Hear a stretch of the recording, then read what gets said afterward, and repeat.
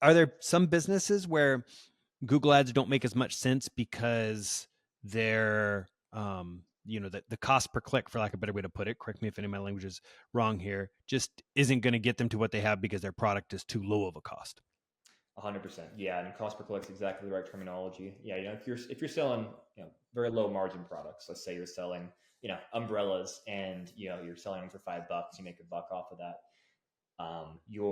Unless you're Amazon where you're just going for market share and always show up, you're Yeah. not going to have really a viable path on Google Ads because it's just Hmm. going to cost you way too much to acquire customers.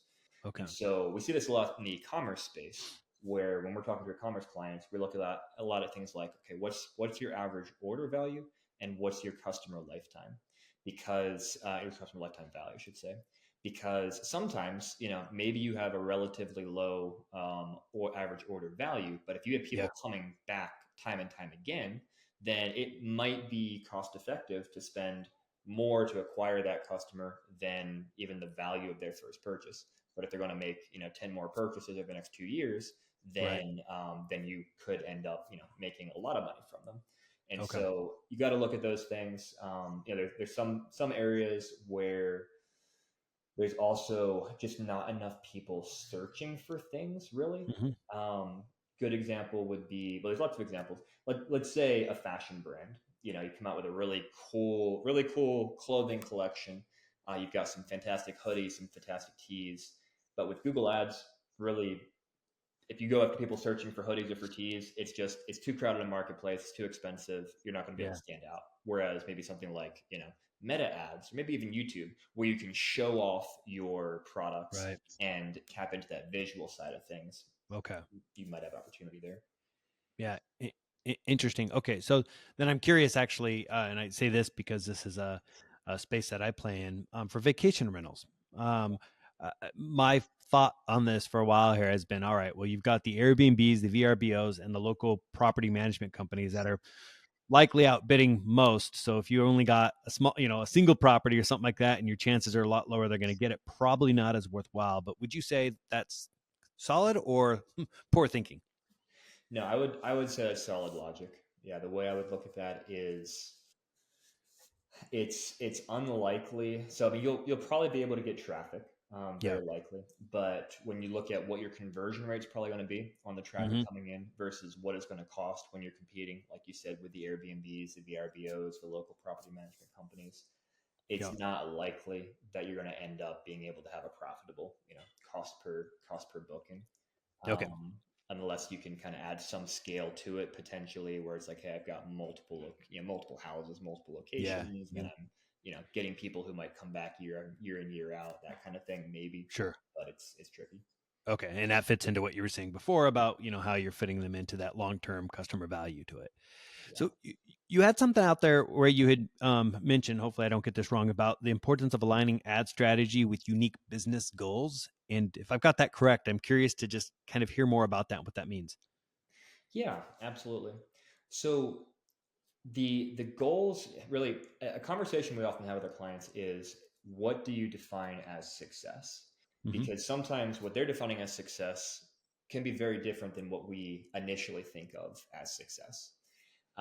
And it's really important that we get aligned on that. A good example will be, we've got a client where they're a really cool e-commerce brand, making good money, and we've had a lot of back and forth with them about what their goals are, because they're kind of initially have been focused on, okay, what's the return on ad spend in our account? We need to hit X amount of return on ad spend.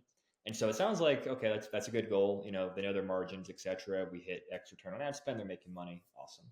But as we dug into things further with them, we looked and said, well, hey, you have a super high rate of returning customers, but you're not Hmm. getting enough new customers in the door to really be kind of feeding your machine to keep that going. And you're going to eventually tap out your existing customer base and have issues.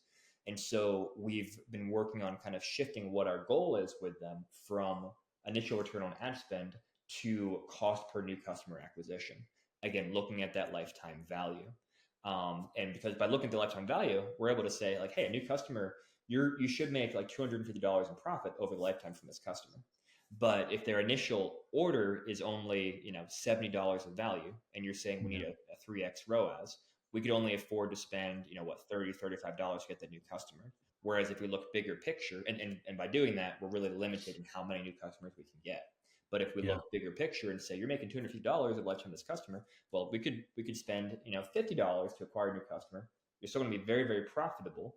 And even though the initial ROAS doesn't look great, we're able to get you way more new customers because we can be more Mm, aggressive. We have more advertising margin to work with, and we can, right. throw the net wider. Interesting. That makes sense. I'm taking it back to something I kind of mentioned a little bit earlier, and I'm curious on is for those who do have more limited budgets. Um, is it even possible for them to compete against these larger advertisers? And if so, how do you do that? It's definitely possible.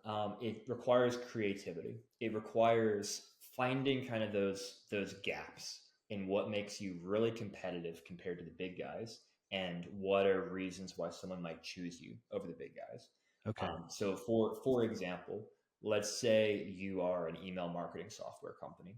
Yeah. The big guys are going to be, Mailchimp, Constant Contact, etc., and they're going to be throwing tons and tons of money at Google, trying to dominate the market as much as Hmm. possible.